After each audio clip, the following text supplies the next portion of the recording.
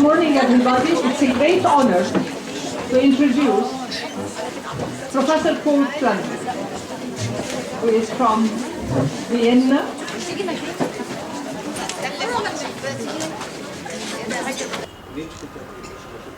He took the chair of Child and Adolescent Psychiatry at MedUni Vienna starting April 2018, and head of Department of Child and Adolescent Psychiatry in the General Hospital.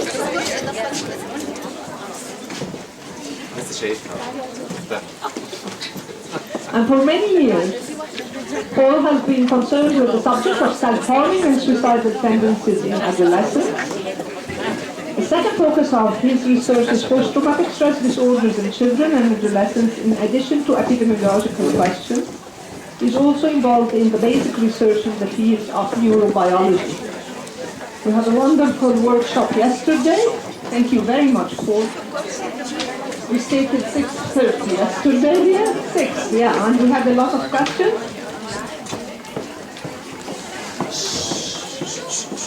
Today, we will be presenting the non-suicidal self-injury, understanding functions to foster therapy. Paul, please. Thank you, Suat, for welcoming me here. Thanks for having me here. It's a great honor. And of course, it's always a privilege to speak about a topic that has been on my mind for many years. So I'm trying to give you a brief overview about some of the things happening in research and our understanding of non-suicidal self-injury. Just to start off with my conflicts of interest, to know that the people that I've been taking research money from, but I don't think that there are any conflicts of interest with regards to this talk. To give a quick outline first, starting off very quickly with an introduction including epidemiology and definitions, I would like to focus on etiology, and I'd like to talk about the functions, things that we know, why do adolescents hurt themselves, going on and continuing to current treatment options, because there's a lot of things that we can do, and our knowledge on the psychotherapeutic treatment of NSSI has increased tremendously within the last 10 years. If there's at any point I'm talking too fast, too slow, I'm too boring, just give me a sign and I will try to change something about my talk. And I'd like to start with a definition about non-suicidal self-injury, because this has been disputed over and over again. And what I will define as non-suicidal self-injury is a definition that is used by the DSM-5 as well. Non-suicidal self-injury is deliberate, direct destruction, mostly repetitive, or alteration of body tissue without any conscious suicidal intent that is not socially acceptable. So things like piercings, tattoos, other forms of body modification due to aesthetic reasons are not considered to be non-suicidal self-injury. And as I told you before, there's a mention now in DSM-5 in the section 3, the conditions for further study, trying to come up with a definition for a non-suicidal self-injury syndrome that says that in the last year, so in the last 12 months, an individual has hurt themselves on 5 or more days. No suicidal intent, not socially acceptable, so these ones are the same thing, but there's some sort of a frequency criterion now in here, saying that it has to be quite recent and has to be repetitive. There is a model that was put out by the Harvard Working Group of Matt Knock that tries to find a definition for all self-injurious thoughts and behaviors, and he says that there are those with an intent to die, that are named suicidal, suicide ideation, suicide plans, or suicide attempts, so people have an intent to die.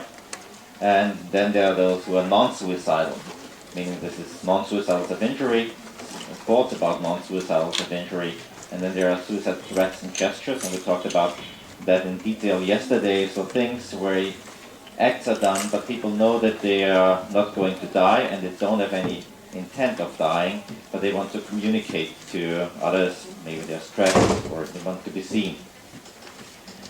So what are the most recent meta-analysis tell us about the epidemiology? So there's this new meta-analysis just for the 12 to 18-year-old ones. They included 260 publications of 170 data sets, nearly 500,000 participants from 41 countries, and they come up with an overall self-harm lifetime prevalence in adolescents of 17%, which is pretty much the same that we saw in our meta-analysis 8 years ago and another one some 6 years ago.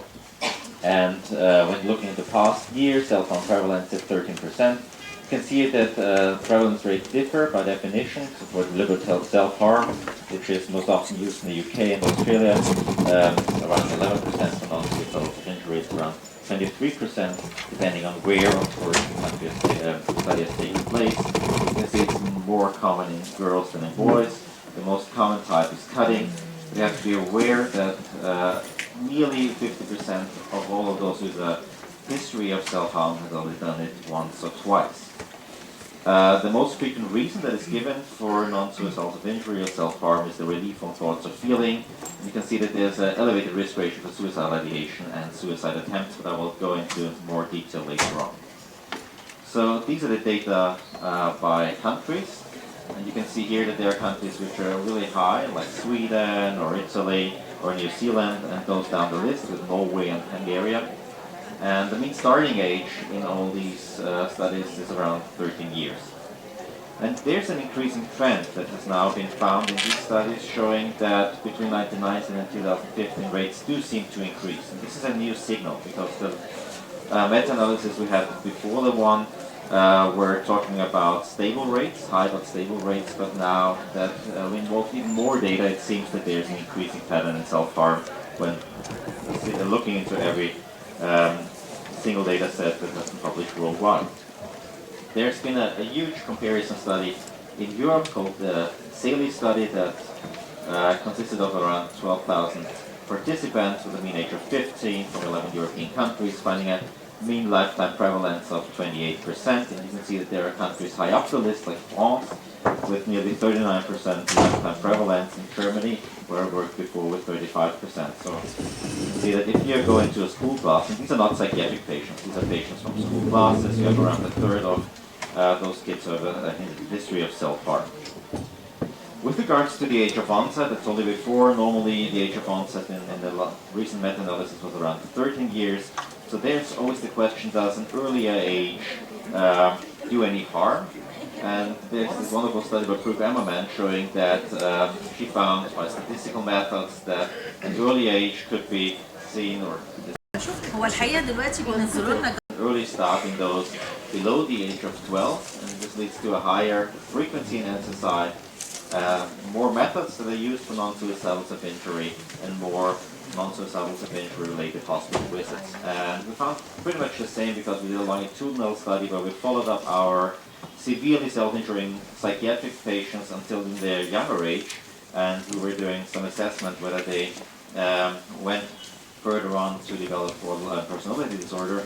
And interestingly, one of the few factors that could divide between those who went on to go have a borderline personality disorder and those who didn't was early starting age. So this seems to be a very crucial point.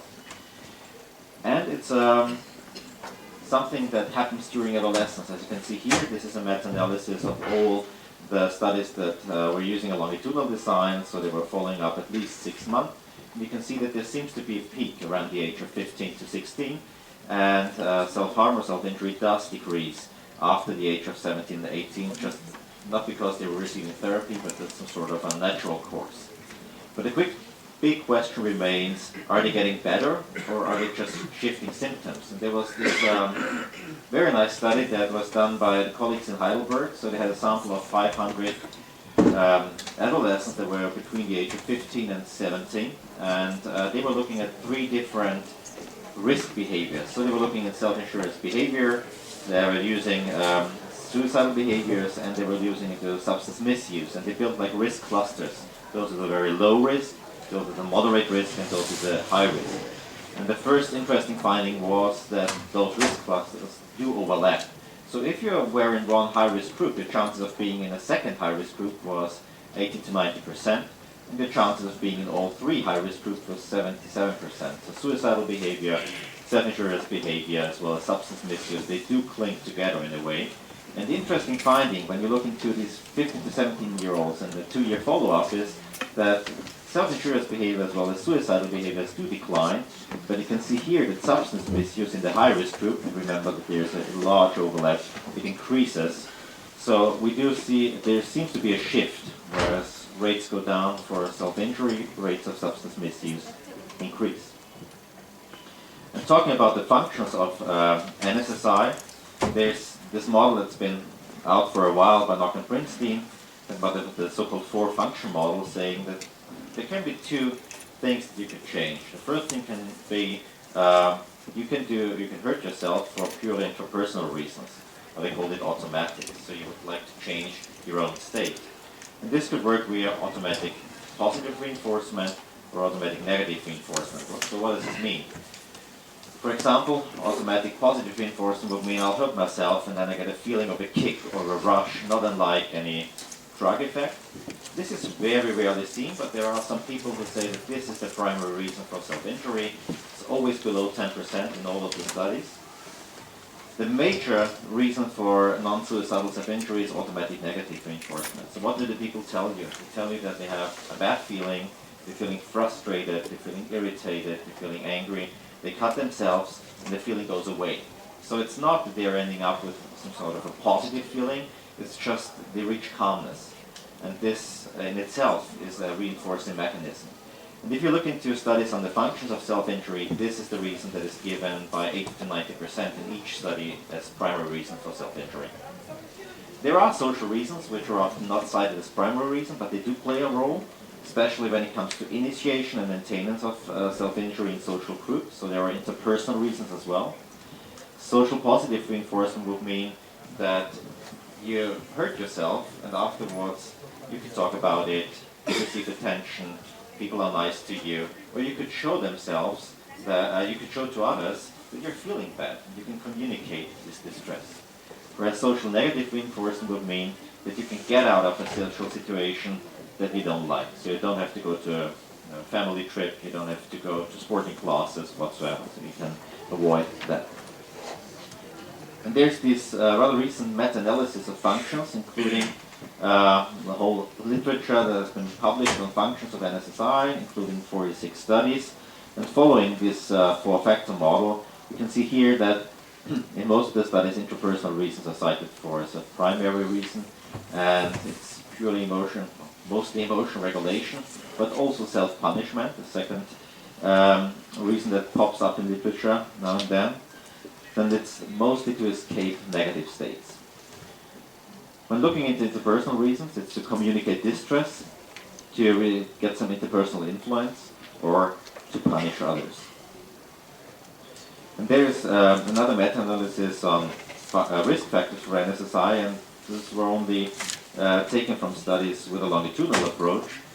And we could see that the strongest risk factors for NSSI was a prior history of NSSI, a cluster B personality disorder, hopelessness, the patient's prediction that they will continue to self-injure, a history of abuse, prior suicidal thoughts or behavior, or the exposure to peer non-suicidal self-injury.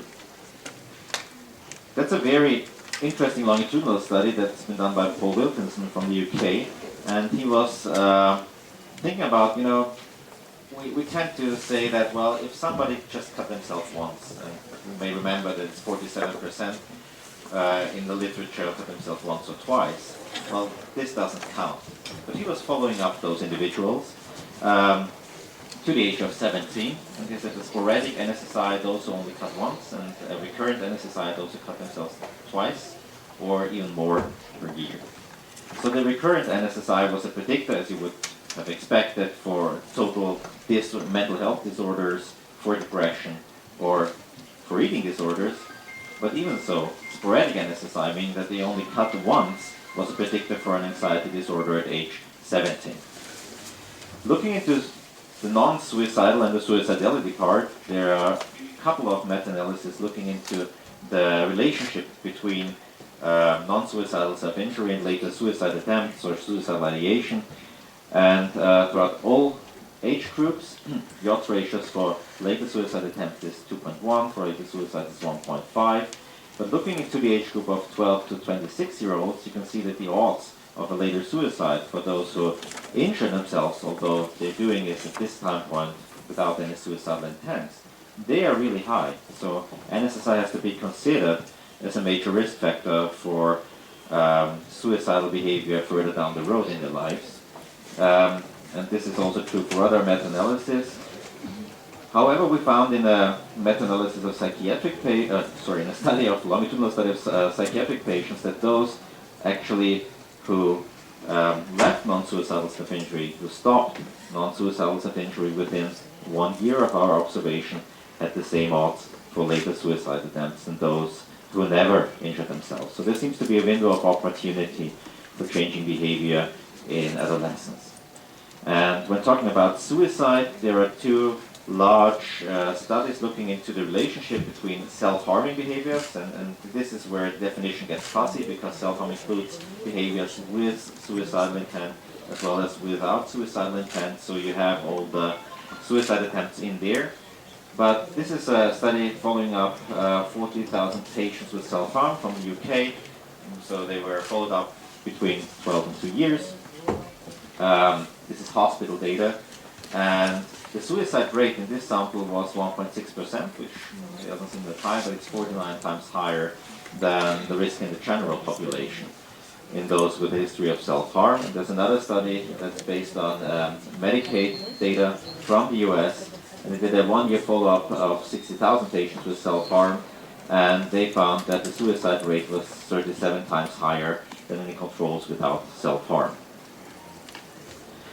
And this brings us to the question, so why do adolescents hurt themselves? And we were kind of puzzled a couple of years ago because all the adolescents were telling us that they are doing it for emotional regulation reasons. So what we did was putting them in a scanner and showing them pictures that were taken from the International Affective Picture Systems and pictures depicting non-suicidal self-injury, giving them some rating scales like the Standard Assessment Mannequin, and looking what was going to happen when we compared them to healthy controls without a history of non-suicidal self-injury. So you're lying in this canyon and you get pictures like this, which is taken from the International Affective Picture System, a picture that normally leads to some sort of reaction in your amygdala. This is purely genetic because those who don't react with an amygdala activation are sorted out of the gene pool by now. So this is something that evokes negative arousal, if you like, so negative awareness, high arousal. So what we found in these adolescents who injured themselves was that whatever picture we were showing them, positive, negative, completely neutral pictures, they all reacted with an overactivation in the amygdala, not unlikely to those with a borderline personality disorder in adults. And there was also hyperactivation in inferior cingulate cortex, and the only difference for pictures of non-suicidal self-injury was an overactivation in the orbital frontal cortex in those with a history of non-suicidal self-injury. So the takeaway message, and this has been shown repeatedly since then, is that those with non-suicidal self-injury have some sort of an overactive limbic system. So they are walking around their lives and perceiving the environments differently.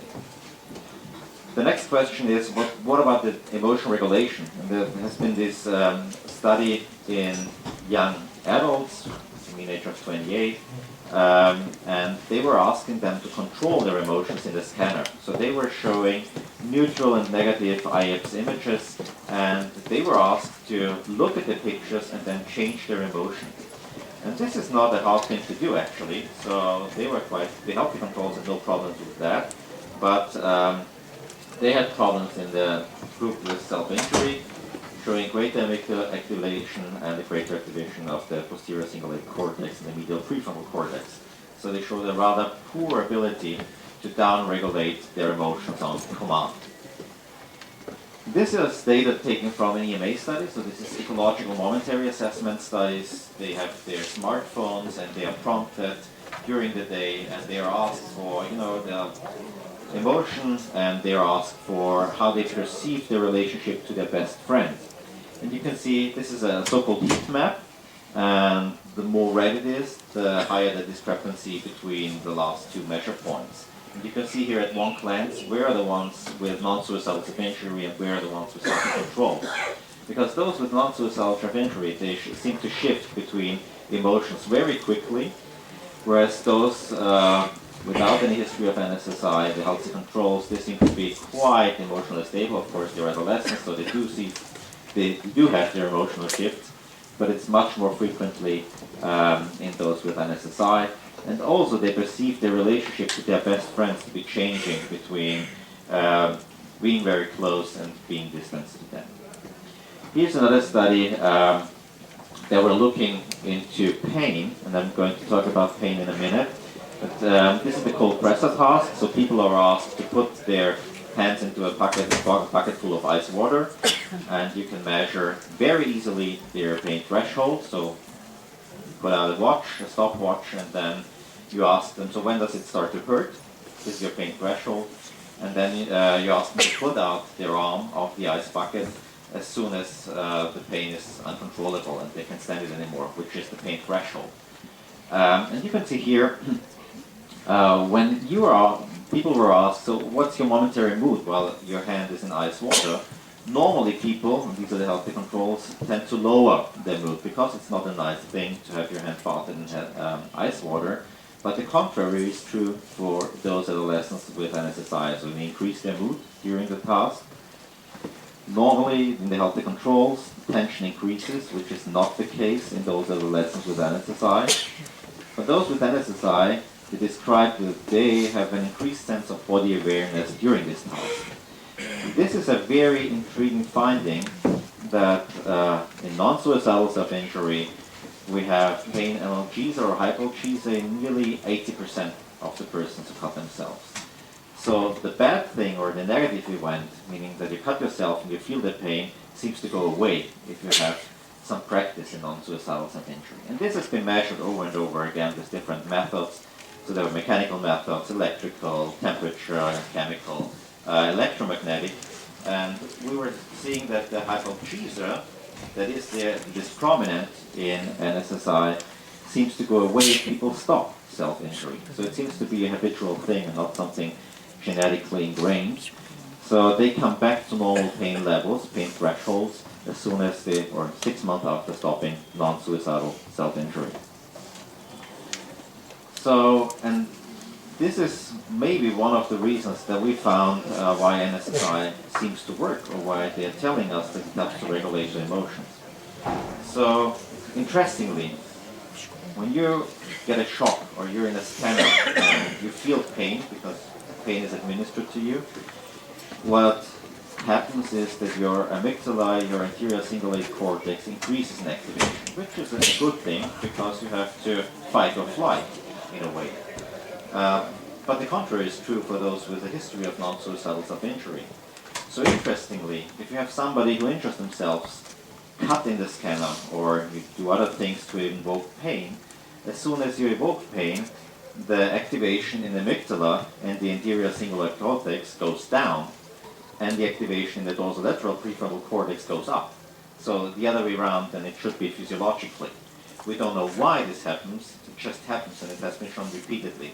So what adolescents tell us, that it's a good way of controlling their emotion, we can see it. There's ample evidence, and evidence is increasing in that. And even more so if we're not using laser impulses, but if we're cutting them in a scanner with a knife. So there's an additive effect of the tissue damage and of seeing blood.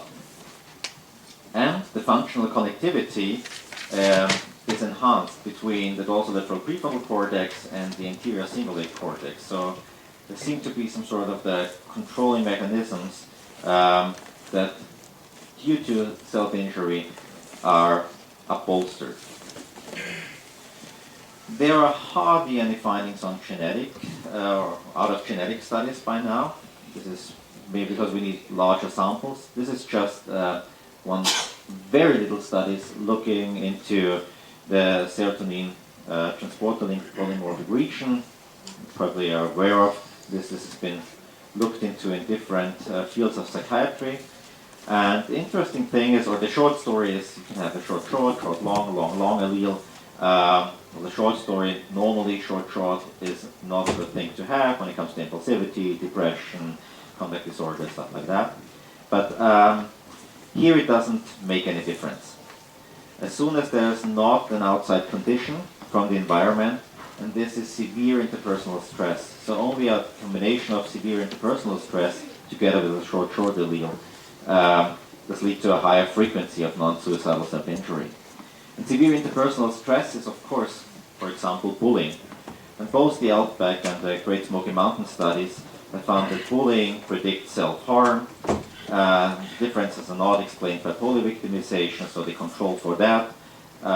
This is, as you can see here, the odds ratio. This is just a cross-sectional study, but the odds ratio of a German study showing that those who were frequently bullied, meaning 2 to 3 times within the last 3 months, increased their odds by nearly 12 for non-suicidal self-injury. So this is a major, major risk factor, and this has been shown over and over again. So the next thing that we were thinking about, okay, they seem to be sensitive to bullying, but what about social ostracism? Do they have other feelings when we exclude them, or when we put them under social stress? So the first thing that has been done is using a social stress paradigm, the 3 social stress test. Those of you of the workshop, I explained it yesterday, but shortly wrap it up. So you're sitting in front of 3 persons with a white coat on, and you have a video camera, just like this set up here. And these 3 persons, they are not giving you any feedback. So they are not nodding, showing that you're all right, and they are still listening like you do. Thank you very much. This is very stress decreasing. But they are just sitting there. Maybe they're looking into their mobiles. Maybe they're like... And this leads to an increase in cortisol. It's one of the oldest stress paradigms and social stress research that we have. And this is normal and this is good because you will have to have the peak in cortisol to perform, because you need to tell them something about yourself, like a job interview, and you need to do mathematical calculations. And a lot of people have a fear of mathematics, so that's really increasing your stress. And you have this cortisol peak, which is completely normal, and then you go back to normal.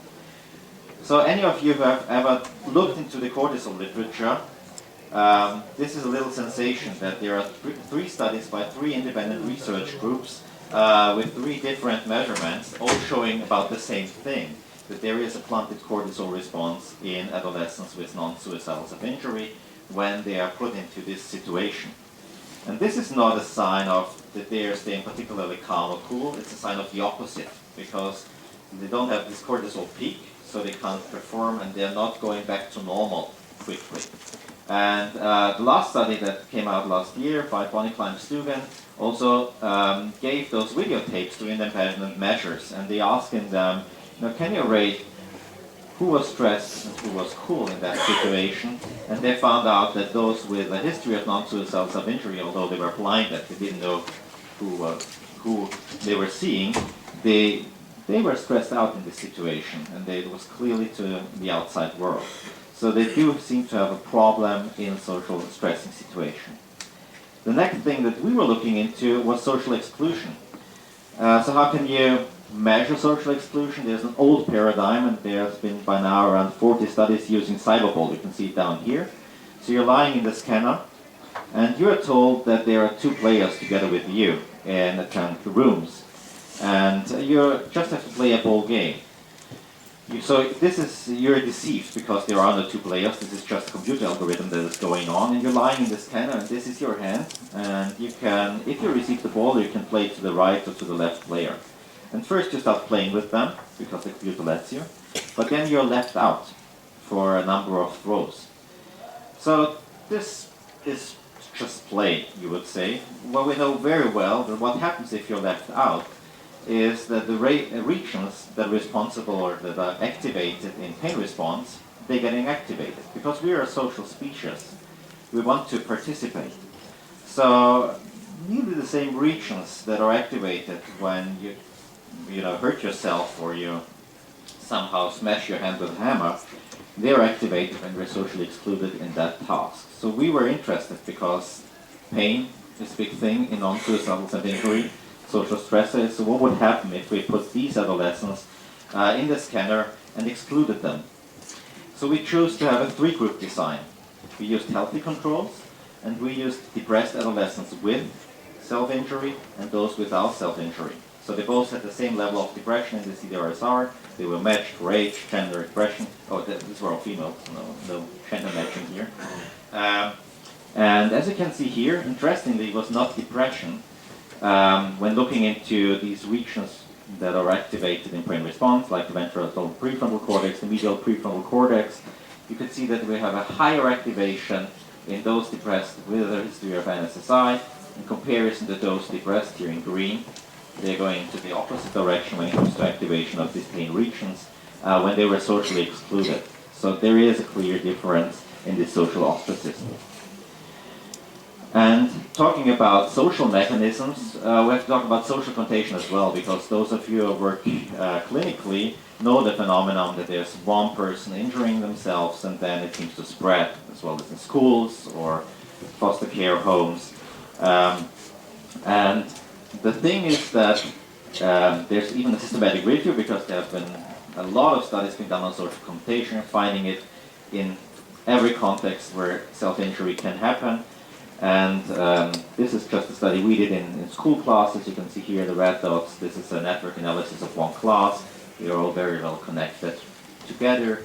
And especially those bridging, and this fits very nicely to a new study that came out by Copeland last year, between those of NSSI seem to have a higher risk. But of course, social contagion is not a thing that only happens in school classes. It's only happening online. So what we did 2 years ago was that we were looking into Instagram, because Instagram made their API open. It's closed now.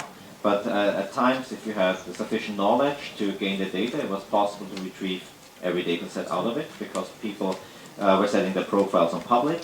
And Instagram was used to share pictures of non-suicidal self-injury very widely. So for 1 month, we downloaded everything that was posted using the 40 most common German self-harm hashtags, so that we knew in which time zone it was posted, because German is spoken only within one time zone.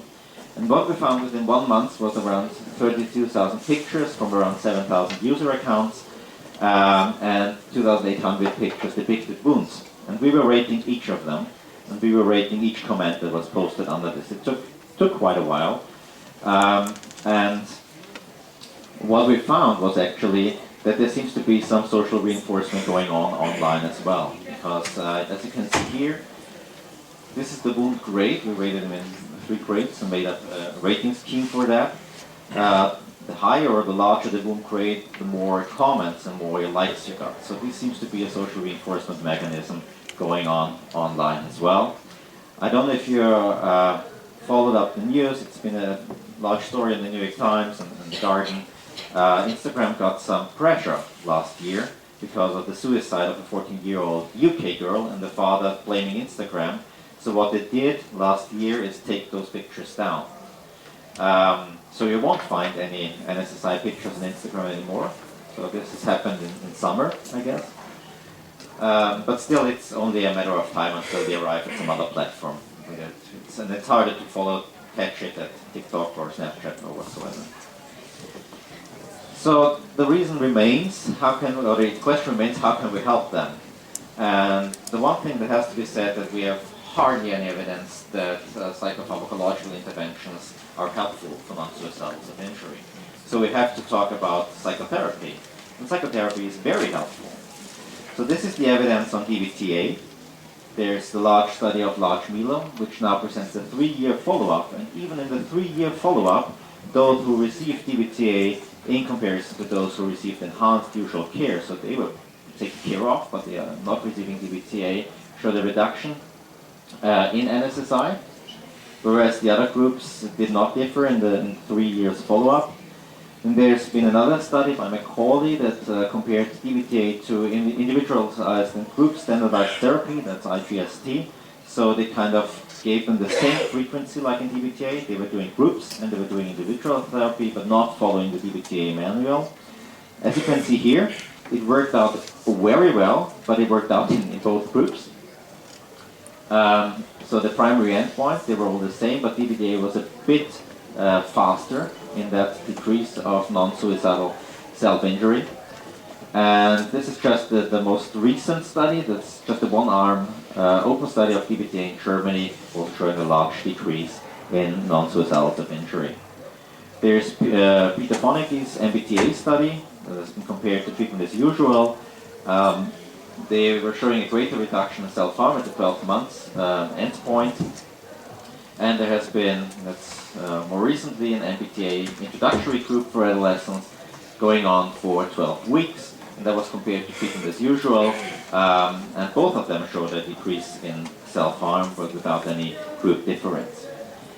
Then there's a new thing coming from the US, that's the emotion regulation individual therapy for adolescents, or ERITA. That's Kim Groth's work, put down from a group work into an individual setting. There's just this open trial of adolescents showing, as you can see here, the reduction in past month cutting that also was present at the 6 months follow-up. And there's a very small trial of an online version of ERITA giving modules for parents and children and receiving written feedback from a therapist, also showing an SSI reduction in a pure online therapy. But this is just a one-arm trial without any control, so we'll have to see for future trials. This has been published 2 months ago. It's a trial of the Cutting Down program, which is a 10 modules CBT program that came from King's College, Lucy Taylor's work, and Michael Kess translated it to Germany and did an RCT with that manual, and he compared it to quite a high standard. So they received either these 10 modules of manualized CBT, or they received some psychotherapy, the frequent psychotherapy. And this could be CBT, it could be psychodynamic therapy, whatever. But they were getting the same frequency of therapy, and they could do this as long as the therapist wanted in the control condition. So what has to be said? Both psychotherapy as well as cutting down leads to a reduction in self-injury, leads to a reduction in suicidality. But CDP, so cutting down, is quite fast. So you can see the reduction even in the 4-month follow-up in comparison to the treatment as usual, which included psychotherapy in this case. So yeah, we can reduce NSSI very quickly following the CBT schedule. What we are doing together at the moment, Michael Kess and me, and the large consortium, is trying to get an online version of this cutting down manual. We're doing an RCT, controlling it with pure psychoeducation online and providing online psychotherapy. So the German guidelines state some core elements that can be followed in psychotherapy, because we are aware that there are different modes of psychotherapy, and there seems to be a high rate of efficacy of psychotherapy when it comes to non-suicidal self-injury. So we need clear contracts in the case of suicidality or NSSI. We need to build commitment for treatment first. We need to set psychoeducation very early in the therapy, and then identify factors that trigger and maintain NSSI. We need to provide alternative behavioral or problem-solving strategies in the case of non-suicidal self-injury, and there needs to be attention paid to comorbid psychiatric disorders. For example, if there's somebody with a depression, it's fine if you fix or get better with non-suicidal self-injury, but still you have to treat the underlying depression, because this, of course, kind of helps to maintain NSSI. With regards to psychopharmacology, there's actually no recommendation for any specific psychopharmacological treatment. It's not that it hasn't been tried, it's just that these are purely open label trials, case reports, so there's no clear evidence for any psychotherapy or psychopharmacological therapy.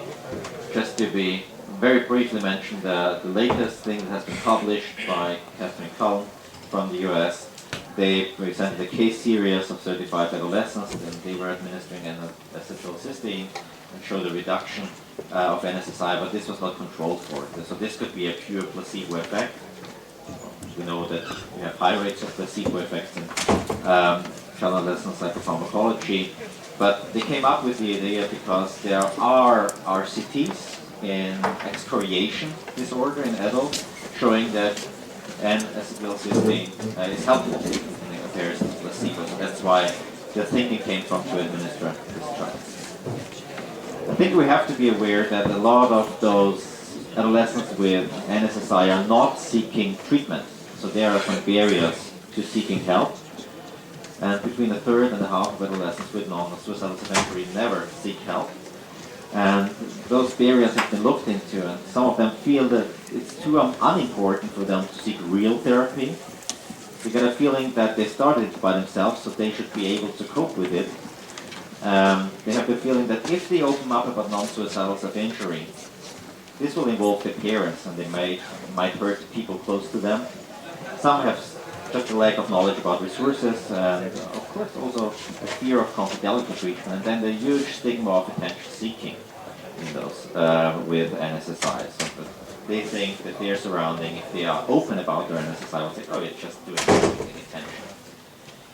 There's this great manual by Dennis Ogrin, who was thinking about how can we make the first session as good as possible when you first meet the adolescent who is self-harming, so that they continue to come up in therapy. And he was quite efficient at that. This is just the first RCT. There are 3 RCTs out now, also somebody from independent groups, showing that if you give another 20 to 30 minutes in your first session to come up with some sort of a vicious cycle and explain to the adolescent what could drive their self-harming behavior and provide some sort of a model, they tend to show up in psychotherapy more often. They visit more sessions, and there's a higher percentage of those that will come up 4 or more times. Of course, there are some new innovations in this field as well. Just to pull out one of the many apps that are existing, this is the Therapeutic Evaluative Conditioning app by Joe Franklin. You can download it for free. And he did 3 independent RCTs on this app, which is phenomenal, because normally everybody puts out an app and thinks, well, this is a good thing, but nobody looks into it. And it's very simple. So that he's just using a conditioning paradigm. I used it myself because I was really curious, and it's like a gameplay. So you're conditioned to match nice pictures like the puppy or the island to words like me or mine, and pictures of cutting to pictures of snakes or spiders. And the interesting thing, as long as you use that app, your self-cutting episodes decrease significantly. By the time you stop the app, they go up again. So it's not a real good, it's not support, it could support psychotherapy, although it's not something that you could use instead of psychotherapy. And then there's this study of Jill Hooley from Harvard on online daily diaries. So she had in an RCT different modes, autobiographical self-enhancement training, so they had to write something that made them feel good about themselves today, expressive writing, things that were on their mind, or just a neutral daily journaling. All of the 3 conditions decreased non-suicidal self-injury as long as adolescents were using them. If they stopped, they were going back to normal. So these are all interesting things to think about as an adjunct to psychotherapy, using daily journaling or online diary or maybe even the tech app. But of course, you need to get psychotherapy in there first. Just for discussion, we know that NSSI is a highly prevalent phenomenon in adolescents, and it's often, or most often, serving an affect regulation function. Neurobiological research does point to an altered processing of social and emotional stimuli. We now know that it works for decreasing stress. Of course, it's a maladaptive strategy, but it's functioning for the person using it. And we think that linking our environmental and neurobiological conditions can help to foster our understandings of NSI. So a lot of work is being done at the moment to try to get into the everyday life, using EMA, using wearables, and see how they respond to different situations. And the prime message is treatment is available and it is working. There's no reason for therapeutic nihilism. We have studies that have shown that there's a way to stop or at least decrease non-suicidal self-injury. And with that, there's just an invitation of those of you who are interested in this topic. The next meeting of the International Society for the Study of Self-Injury will take place this year in Vienna, so I will be hosting it, and of course everybody is welcome to join. It's a group, a very international group of people who are doing research in non-suicidal self-injury, meeting for 2 days in this June in Vienna. So that's about it, and I'd like to thank all of the collaborators, and I'd like to thank you for your attention. Thank you very much.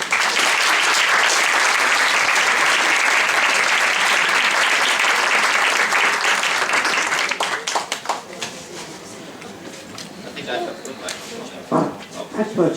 Thank you. Thank you so much, Professor Planner. You've been sharing with us for yesterday and today.